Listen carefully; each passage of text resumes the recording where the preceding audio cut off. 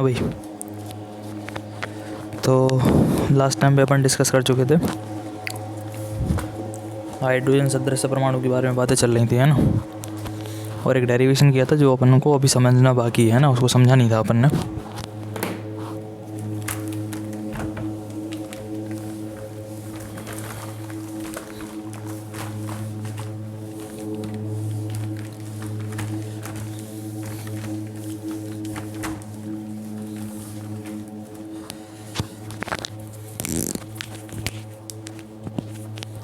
देखो, तो last time पे हमने आपको बात बताई थी पहले तो हाइड्रोजन सदृश यानी कि हाइड्रोजन लाइक एटम्स, हाइड्रोजन सदृश परमाणु। तो हाइड्रोजन सदृश परमाणु यानी हाइड्रोजन के जैसे परमाणु वे होते हैं जिनमें केवल एक इलेक्ट्रॉन हो, क्योंकि हाइड्रोजन में भी बेटा एक ही इलेक्ट्रॉन होता, नहीं समझे। हाइड्रोजन का परमाणु क्रमांक होता है एक, नहीं समझे। तो जेड का मान भी एक है और उसमें नंबर ऑफ इलेक्ट्रॉन यानी इलेक्ट्रॉन की जो संख्या है वो भी एक है, और प्रोटॉन की संख्या जो है वो भी एक है। तो बीच में नाविक है ना, कितने नाविक हैं? एक। तो 1 इलेक्ट्रॉन का प्लस चार्ज है इधर और 1 इलेक्ट्रॉन ऐसे घूम रहा, समझ रहे। नाविक पे कितना भी चार्ज रहा प्लस का, लेकिन बाहर की कक्षा में एक ही इलेक्ट्रॉन होना चाहिए। एग्जाम्पल हमने आपको बताया था Li++, समझ रहे। Li++ क्या है? वैसे तो लिथियम का परमाणु क्रमांक होता है 3, है ना। तो जेड का मान इनका 3 है, तो इलेक्ट्रॉन की संख्या भी कितनी रहना चाहिए? 3। और प्रोटॉन की संख्या भी कितनी रहना चाहिए? 3। प्रोटॉन कभी कम नहीं होते, तो बीच में तो प्लस का 3 चार्ज ही रहने। लेकिन बेटा प्लस, डबल प्लस का मतलब है इनने अपने 2 इलेक्ट्रॉनों को कर दिया दान, डोनेट कर दिया। तो इलेक्ट्रॉन पहले 3 थे, अब 2 अगर चले गए तो 1 इलेक्ट्रॉन बचा जो कि घूम रहा है, समझ रहे बात को। 1 ही इलेक्ट्रॉन बचा, तो ये देखो इसके जैसा ही तो हो गया, बस बीच में यहाँ पे +1 ही है, यहाँ पे +3 ही है। 1 क्यों है? क्योंकि इनका परमाणु क्रमांक Z1 था। इधर 3 क्यों? क्योंकि इनके परमाणु क्रमांक कितना था? 3। समझ गए ना। प्रोटॉन कभी चेंज नहीं होते, ध्यान रखो। जितना परमाणु क्रमांक रहेगा प्रोटॉन हमेशा उतने रहेंगे, चेंज होता है केवल इलेक्ट्रॉन, दान होने के बाद या दान होने के पहले, ऐसे, ठीक है। तो ये अपने हाइड्रोजन सदृश परमाणु है, ठीक है। तो कोई भी हो सकता है। तो हमने लास्ट टाइम पे डायग्राम बनाया था कि मान लो परमाणु क्रमांक किसी का Z है, अरे हाइड्रोजन नहीं है, हाइड्रोजन सदृश है ना, हाइड्रोजन के जैसा। तो हाइड्रोजन के जैसा तो कोई भी हो सकता, मान लो उसका परमाणु क्रमांक Z रहा होगा, कुछ भी लिथियम रहा होगा, या मतलब कोई भी आइटम रहा होगा, बस उसके आखिरी कक्षा में एक ही इलेक्ट्रॉन होना चाहिए, आखिरी का एक ही इलेक्ट्रॉन रहना चाहिए बस, ठीक है। तो प्लस का जेडी चार्ज हो गया नाविक पे, और एक इलेक्ट्रॉन है जो कि इस तरह से घूम रहा है, v स्पीड से, v वेग है उसका, ठीक है। और इस तरह से घूम रहा है इधर को, ठीक है, चक्कर लगा रहा है। और यानी कि त्रिज्या जो है वो मान लो कितनी है? r, रेडियस r है। ये नाविक हो गया। बेटा फिजिक्स है ना, इसलिए कहते हैं कि चीज़ों को 11 से अगर पढ़ते हैं तो चीज़ें ज़्यादा सूटेबल बैठती हैं। अभी देखो एकदम से चीज़ें बताने पड़ती हैं। जैसे एक नियम और है। नियम क्या है बेटा? किसी को भी अगर घूमना है, अगर वृत्तीय गति करनी है, कौन सी गति? वृत्तीय गति। वृत्तीय गति का मतलब क्या होता? Circular motion. कोई भी अगर सर्कुलर मोशन करेगा, चाहे वो कैसी भी गति हो,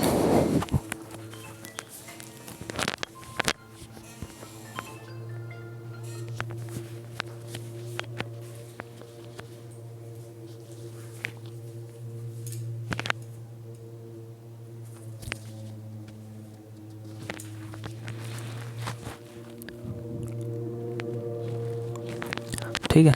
तो अपने को जैसे अगर वृत्तीय गति करनी है, समझ रहे, तो बेटा वृत्तीय गति में यानी कि सर्कुलर मोशन में बहुत ज़रूरी है कि जैसे मान लो अपना एक कोई बॉडी है कोई भी, ठीक है, ये बॉडी चारों तरफ सर्कुलर मोशन कर रही, तो ध्यान रखो सेंटर की तरफ हमेशा एक बल लगता है, जैसे कहते हैं अभिकेंद्र बल। कौन सा बल बेटा? अभिकेंद्र बल, जिसे हमेशा ध्यान रखो। अगर बॉडी पे अभिकेंद्र बल नहीं लग रहा, सेंट्रीपिटल फोर्स नहीं लग रहा, तो कभी भी सर्कुलर मोशन नहीं हो सकती है। समझ आ रही बात? हमेशा जब भी वृत्तीय गति होगी तो वृत्तीय गति के लिए जिम्मेदार है ये वाला बल। कौन सा बल? अभिकेंद्र बल। अभि का मतलब होता और केंद्र का मतलब केंद्र की ओर, यानी कि अभिकेंद्र बल, केंद्र की ओर लगने वाला बल, ठीक है। The force towards the centre. समझ आ रही बात?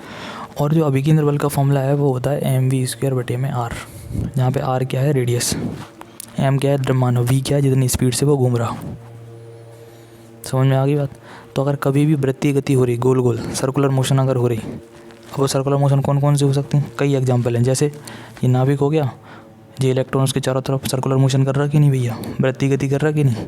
तो इस इलेक्ट्रॉन को घूमने के लिए कौन सा बल चाहिए, कौन सा बल चाहिए भैया, अभिकेंद्र बल, यानी कि सेंट्रीपिटल फोर्स, सेंट्रीपिटल फोर्स। समझ आ रही बात। चलो ठीक है, सेंट्रीपिटल फोर्स चाहिए और इसका फॉर्मूला कितना होता है mv²/r। ठीक है, ठीक है। लेकिन बेटा नेचर में ना अभिकेंद्र बल जैसी कोई चीज़ होती नहीं है, कोई ना कोई फोर्स वहीं पे होगा जो कि काम करेगा अभिकेंद्र बल का। जैसे सुनो मेरी बात, ये कौन सा चार्ज है, प्लस, इलेक्ट्रॉन पे क्या होता है माइनस। तो बेटा ये प्लस वाला है उस माइनस को अंदर की तरफ खींच के रखेगा कि नहीं। अरे भैया प्लस माइनस को खींचता है और नाभिक अपनी जगह से कहीं नहीं जाएगा, ये अपनी जगह रहेगा, वो इलेक्ट्रॉन को अपनी तरफ खींच के रखेगा। तो देखो अंदर की तरफ फोर्स नहीं लग रहा है एक, और जो अंदर की तरफ फोर्स लग रहा है वो कौन सा बल है हमारा, अभिकेंद्र बल। समझ रहे हैं, नीचे की तरफ एक फोर्स लग रहा जो कि अभिकेंद्र बल है। समझ रहे। तो भैया यहाँ अभिकेंद्र बल कैसे प्राप्त हुआ, नाभिक और इलेक्ट्रॉन के बीच लगने वाले आकर्षण बल से। किससे प्राप्त हुआ, नाभिक व इलेक्ट्रॉन के बीच के वैद्युत आकर्षण बल से, यानी कि attraction force between nucleus and electron. समझ आ रही बात। अभिकेंद्र बल जैसा कोई अलग से बल नहीं होता कि भाई हम बता दें, जैसे चुंबकीय बल है तो तुम समझ जाओगे भैया चुंबकीय होंगी, उनका एन और एस आपस में अट्रैक्ट कर रहे होंगे। हम कहते हैं वैद्युत बल, समझ जाओगे प्लस माइनस अट्रैक्ट कर रहा होगा।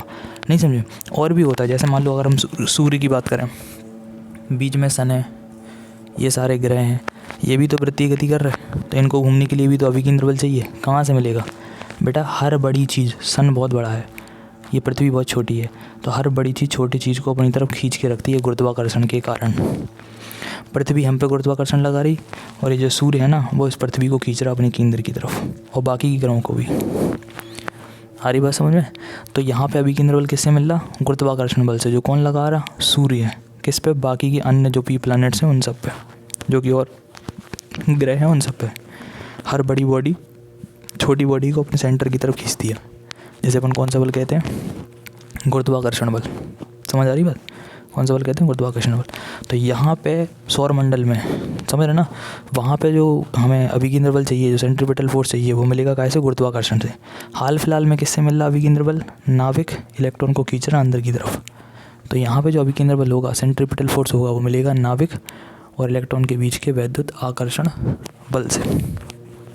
समझ आई बात। तो हमारे पॉइंट्स क्या हैं, पॉइंट्स ये हैं, अगर कोई वृत्तीय गति कर रहा है तो भैया हमें ये वाला बल चाहिए, अभिकेंद्र बल, जिसका फॉर्मूला है mv²/r। लेकिन ये रियल में कुछ होता नहीं है, कोई ना कोई फोर्स वहीं पे होगा, या तो विद्युत बल या चुंबकीय बल या फिर गुरुत्वाकर्षण बल, जो कि काम करेगा कौन से बल का, अभिकेंद्र बल का। तो यहाँ पे ये है नाभिक, ये है इलेक्ट्रॉन, इन दोनों के बीच में आकर्षण लगेगा अंदर की तरफ, क्योंकि प्लस वाला माइनस को अपनी तरफ खींचता है। तो सेंटर की तरफ ये जो फोर्स लग रहा है ना, वही यानी कि नाभिक और इलेक्ट्रॉन के बीच का कौन सा, वैद्युत आकर्षण बल, वही काम करेगा अभिकेंद्र बल का। समझ में आ गई बात, ठीक है ना। ये पूरा चीज़ हमने बेसिक से आपको बता दी। अब अभी तुम्हें अभिकेंद्र बल का फॉर्मूला बताया mv²/r, ठीक है, ठीक है। अब बताओ आकर्षण बल। बेटा पहला चैप्टर याद है, कूलाम का नियम। कूलाम का नियम क्या कहता था, 1/4πε0 Q1 Q2। पहला चार्ज कौन है यहाँ पे, Ze, है ना, और दूसरा आवेश कौन है यहाँ पे, E, इलेक्ट्रॉन। नहीं समझे, नाभिक और इलेक्ट्रॉन दो लोग हैं ना, उनके बीच में लग रहा आकर्षण बल अंदर की तरफ। तो Ze और E ये लिख दिया हमने।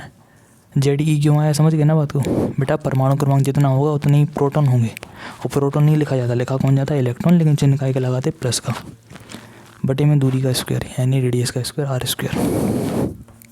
टेंशन मत लेना, आर ऐसा बनाओ, ऐसा बनाओ या ऐसा बनाओ, दिक्कत नहीं है, ठीक है। अब ज़रा एक काम करो, एक आर से आर उड़ा दो, ठीक है।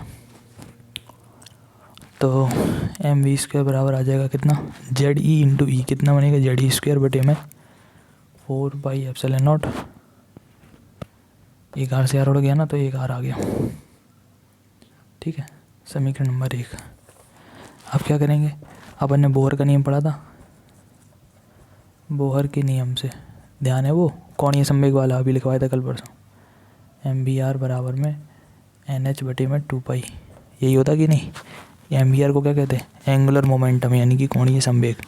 क्या होता है ये, h/2 का मल्टीपल, तो मल्टीपल कितने टाइम्स, n टाइम्स, 2 गुना 3 गुना 4 गुना जो भी हो, तो हमने n लिख दिया वहाँ पे।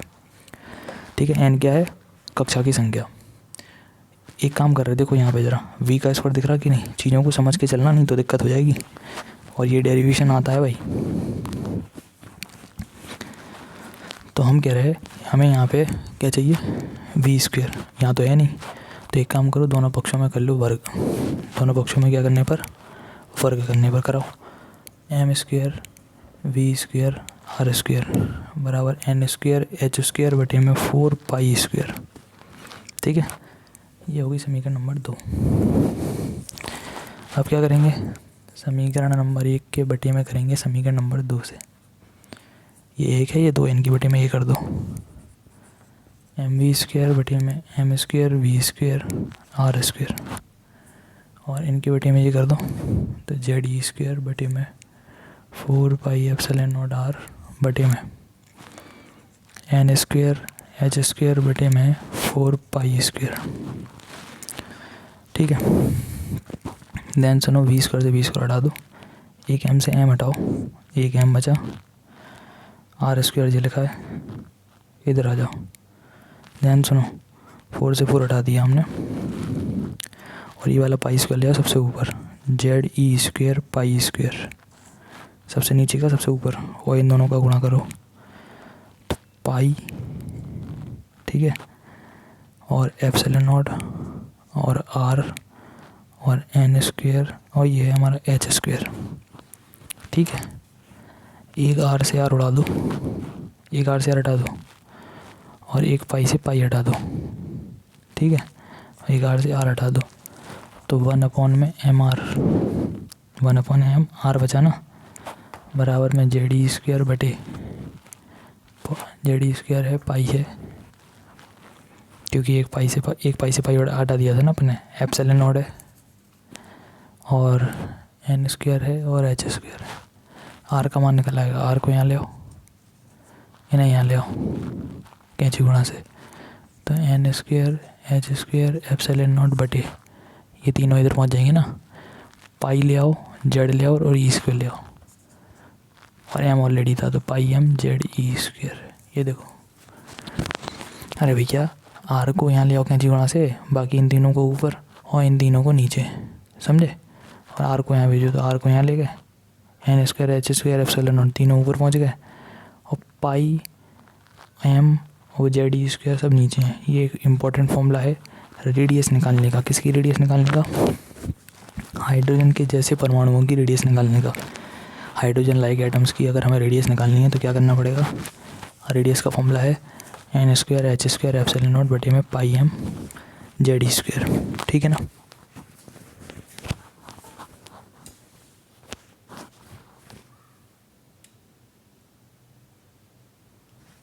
समझ आ गया।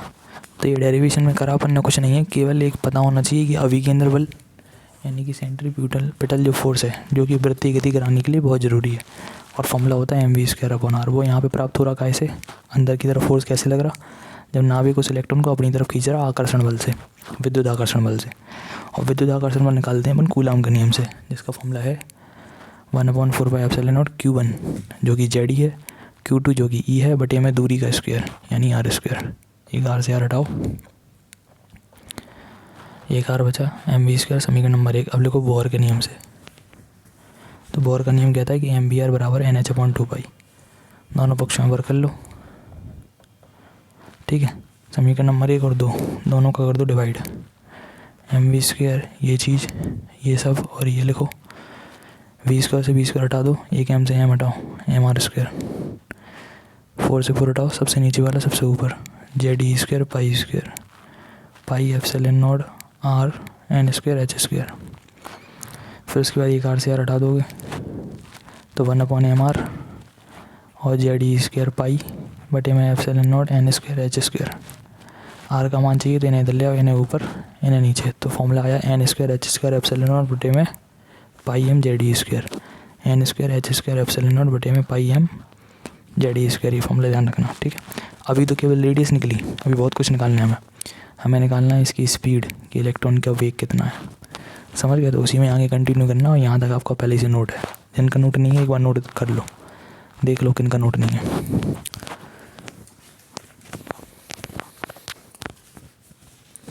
बस ध्यान रखना, पहले ये वाला हिस्सा, फिर ये वाला, फिर ऊपर वाला। ठीक है, जल्दी देखो इसे।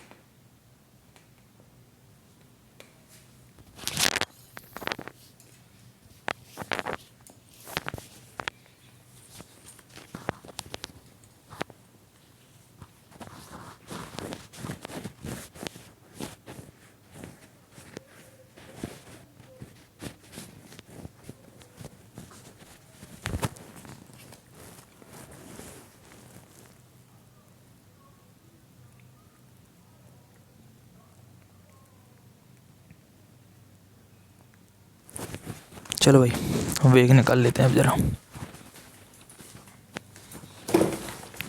तो इसी के अंदर नीचे लिखो घूमते हुए इलेक्ट्रॉन का वेग। स्थायी कक्षा में इलेक्ट्रॉन का वेग, ऐसा लिखो, इसी डेरिवेशन में है।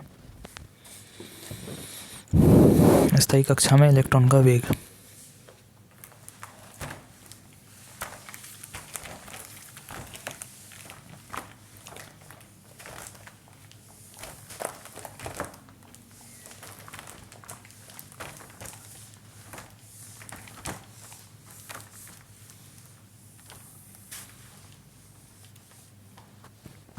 स्थायी कक्षा में इलेक्ट्रॉन का वेग।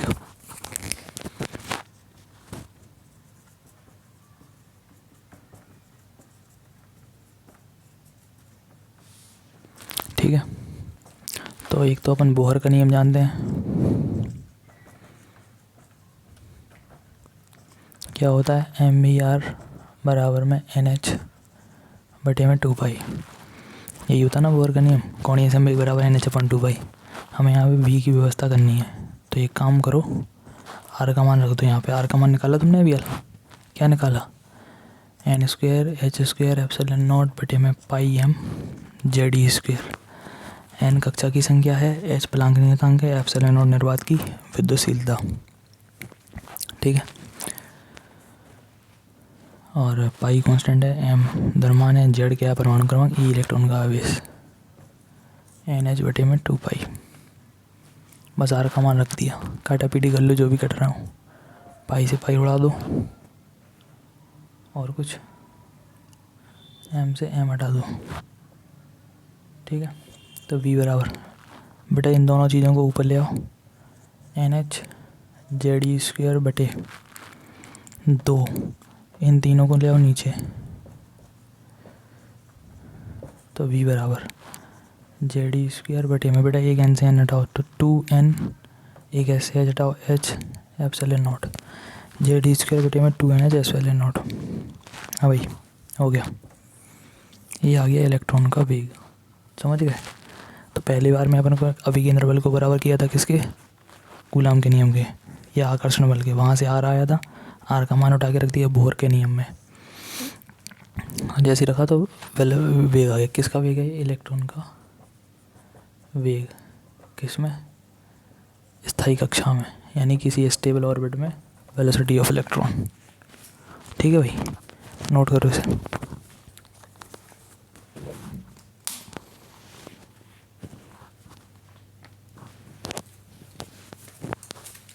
इसके बाद एक चीज़ और निकालनी है अभी,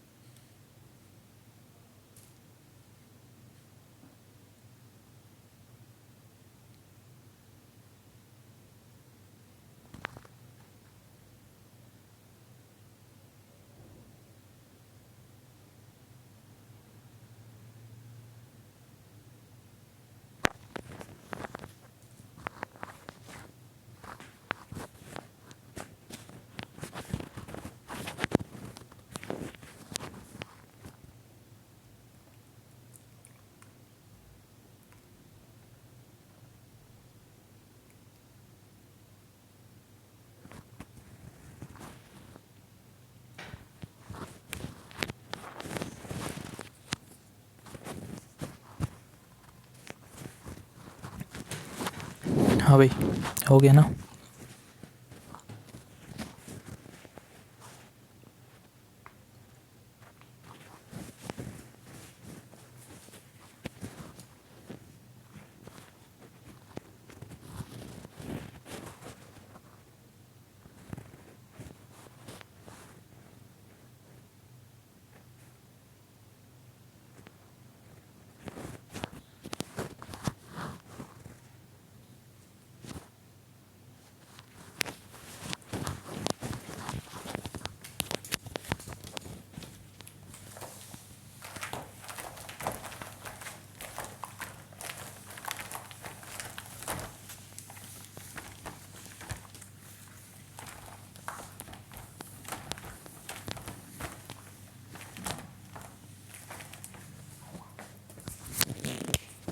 ठीक है, एक चीज़ निकालनी है, देखो स्थायी कक्षा में इलेक्ट्रॉन की ऊर्जा, एक ही डेरिवेशन में चल रहा है पूरा।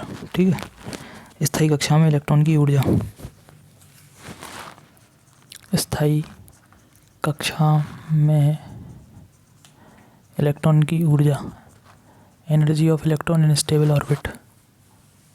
एक बात सिखाई थी तुम्हें, नाविक से जितना दूर जाते जाओगे ना, बड़ी से बड़ी कक्षा, उतनी एनर्जी ज़्यादा होती, और जितना नाविक के समीप में रहोगे उतनी एनर्जी डाउन होती, कम होती। ठीक है, उसको अभी आप देख भी लेना। तो आ जाओ।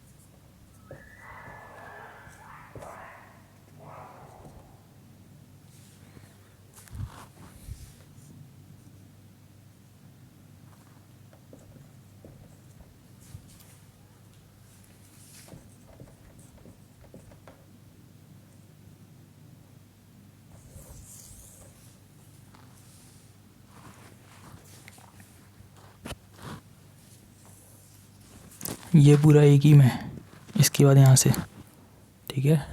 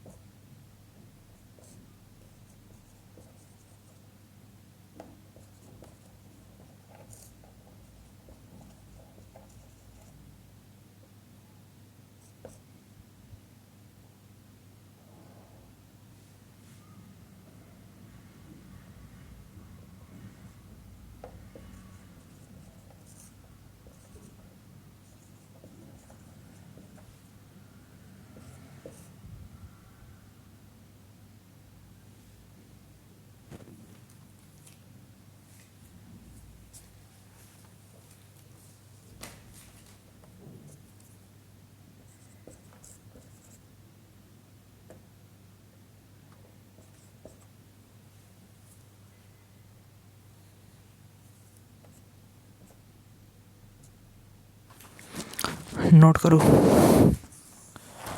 जब ये हो जाए, ये हो जाए, तब इधर पे आना। सुन लिया ना, इतना, ये फिर इधर आना।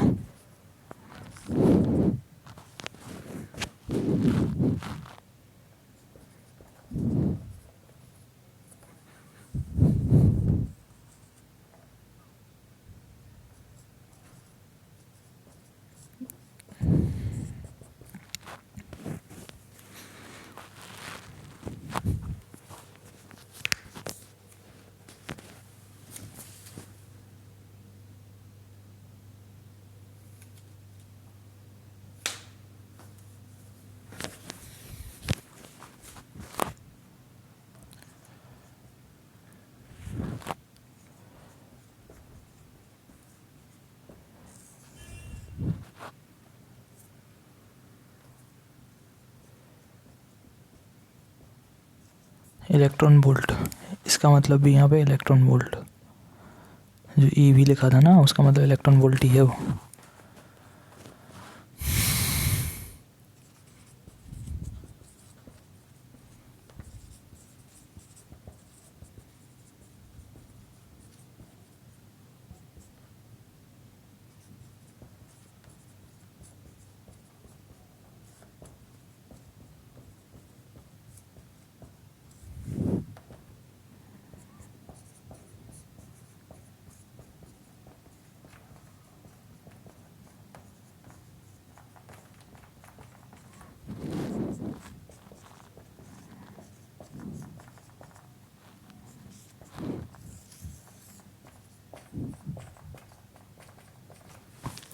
नोट करो।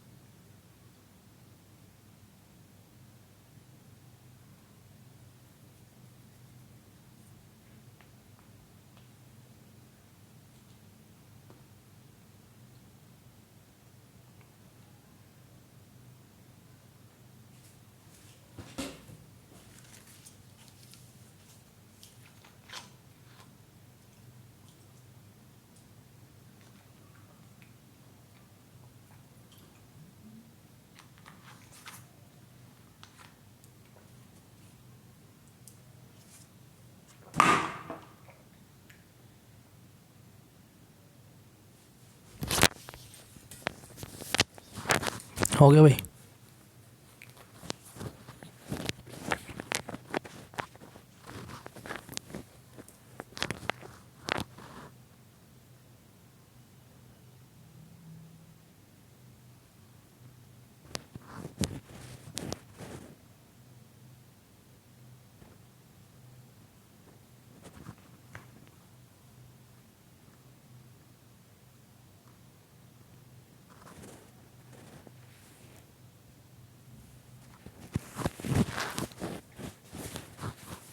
नोट हो गया? हो गया। सुनो, अपने को स्थायी कक्षा में इलेक्ट्रॉन की ऊर्जा चाहिए। देखो, कभी भी अगर किसी की टोटल ऊर्जा चाहिए तो दो एनर्जियाँ होती हैं, एक गतिज ऊर्जा और एक स्थितिज ऊर्जा, kinetic energy and potential energy. दोनों का जो टोटल होता है वही हमारी टोटल ऊर्जा कहलाती है किसी की भी। तो अगर इलेक्ट्रॉन की कुल ऊर्जा चाहिए, टोटल एनर्जी चाहिए, तो काइनेटिक प्लस में पोटेंशियल, यानी गतिज प्लस में स्थितिज, काइनेटिक प्लस पोटेंशियल एनर्जी। पहले आ जाओ जरा गतिज ऊर्जा पे, निकाल दो लो पहले अलग अलग, फिर जोड़ देना बाद में।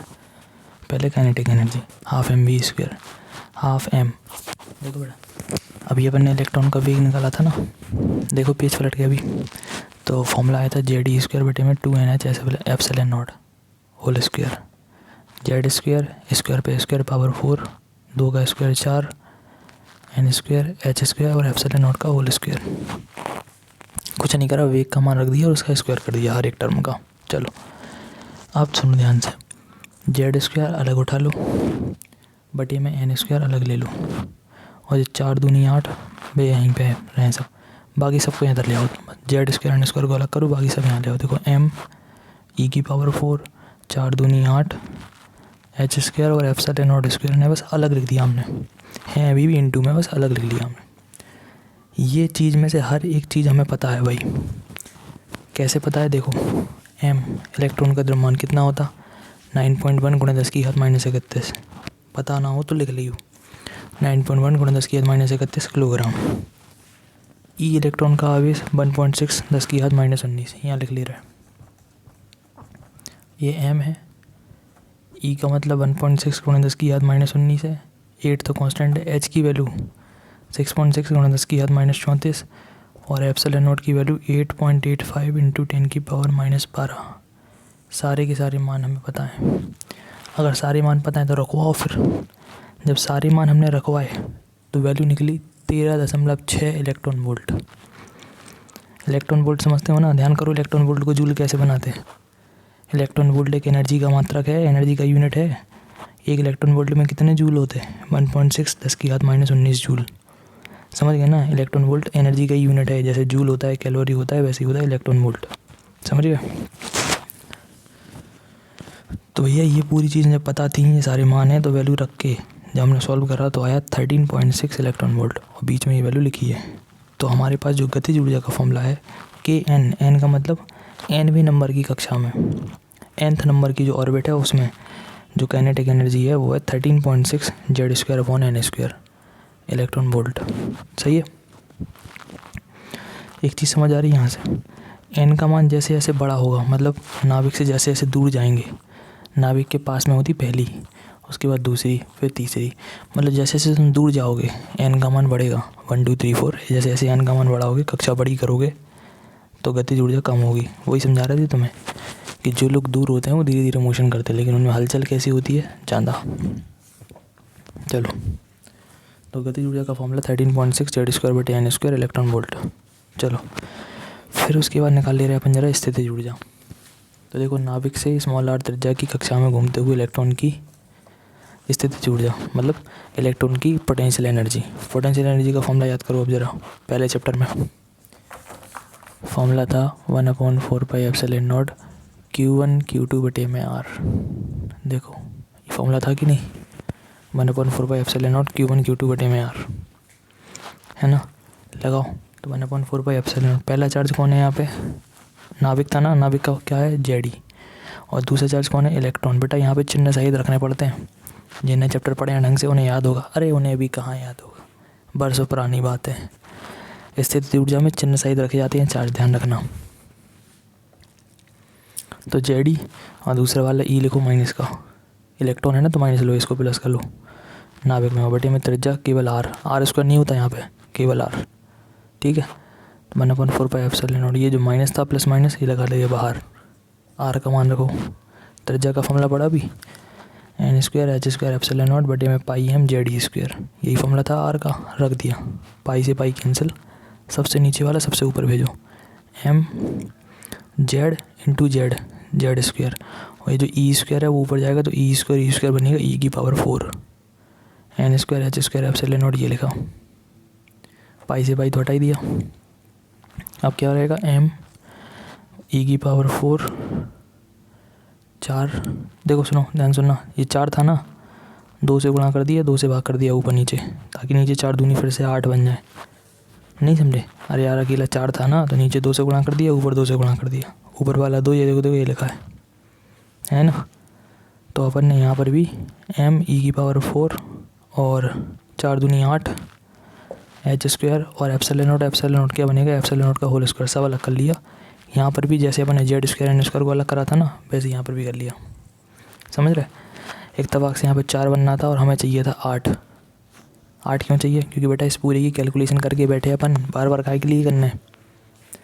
जब बटे में 8 था तो इस पूरी की वैल्यू एम ई की power 4 H square epsilon not square और 8, इनकी वैल्यू मिला के बनी थी 13.6। वही हम सोच रहे थे कि डायरेक्ट यहाँ पे बना लो, तो नीचे बन गया 4। 8 बनाने के लिए 2 से गुणा कर दिया, 2 से भाग। नहीं समझे? ताकि नीचे फिर से 4 दूनी 8 हो जाए और इसका मान फिर से अपन रख पाएँ 13.6। ये देखो, एम ई की पावर 4 8 एच स्क्वायर और एप्सिलॉन नॉट स्क्वायर, इसकी वैल्यू कितनी होती है भाई, 13.6। और 2 जेड स्क्वायर एन स्क्वायर अपनी जगह है, 2 का गुणा कर दो 27.2।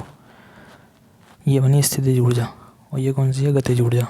अब हमें चाहिए टोटल ऊर्जा, तो क्या बनेगी, गतिज इलेक्ट्रॉन वोल्ट में है और ये भी इलेक्ट्रॉन वोल्ट में है, ध्यान रखना, जूल में नहीं है ऊर्जा, ये भी इलेक्ट्रॉन वोल्ट में, ये भी इलेक्ट्रॉन वोल्ट में। ठीक है, ये रखी, ये वाली रखी, बीच में है प्लस, हालांकि प्लस माइनस बीच में क्या बन जाएगा, माइनस।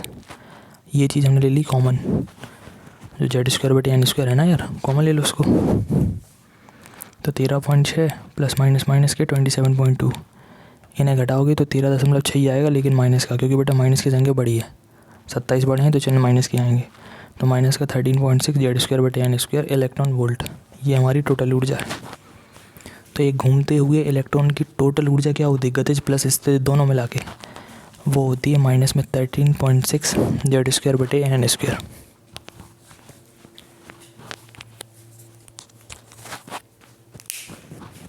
ठीक है ना? तो भैया जो इलेक्ट्रॉन है ना, उसकी टोटल ऊर्जा कितनी बनी, माइनस के 13.6 जेड स्क्वायर बटे एन स्क्वायर।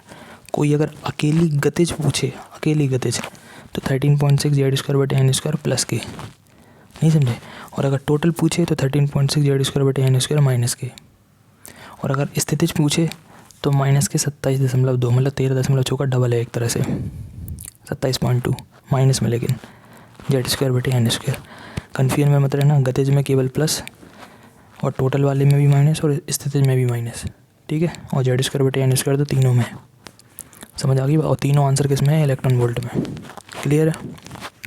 तो तुम्हारे पास इलेक्ट्रॉन की त्रिज्या आ गई, N square H square epsilon not बटे में pi M Z E square. उसका वेग आ गया, वेग की वैल्यू है जेड ई स्क्वायर अपन में 2NH एप्सिलॉन नॉट। उसकी गतिज ऊर्जा आ गई यानी काइनेटिक एनर्जी, उसकी पोटेंशियल एनर्जी आ गई, उसकी टोटल एनर्जी आ गई। समझ आ गई बात? इस पूरे डेरिवेशन को तैयार कर लेना, नेक्स्ट टर्न पर जब भी आएंगे लिखवाया जाएगा। समझ आ गई बात कि नहीं? तैयार कर लेना कायदे से बिल्कुल। ठीक है, चलो मिलते हैं बाद में फिर।